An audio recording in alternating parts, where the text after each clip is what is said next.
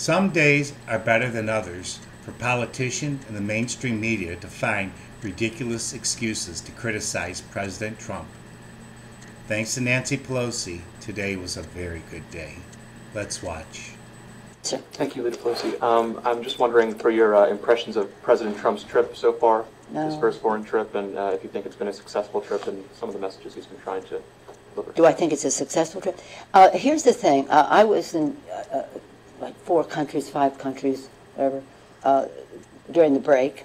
And during that time, if anybody said anything to me, not the heads of state, because they understand that respectful of our head of state, and so we don't engage in any conversations of that kind with them. But any members of civil society or any people that we had met with outside of the officialdom of those countries, and they would bring up President Trump and their criticism. I said, you know what? That's not why we're here. We don't criticize our president when we go abroad.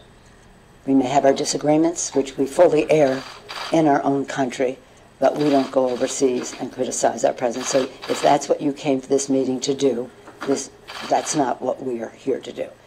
Same thing, while he's there, we'll have some things to say about his visit.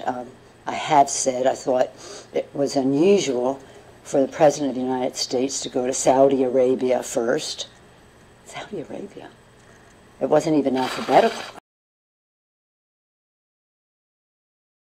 It was unusual for the President of the United States to go to Saudi Arabia first.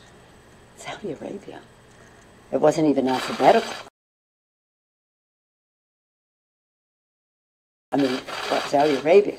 Now, notice that the previous 5 presidents, President Reagan, President George Herbert Walker Bush, President Clinton, President George W. Bush, and President Obama, 4 of them went to Canada first, and 1 of them went to Mexico. George W. Bush went to Mexico first.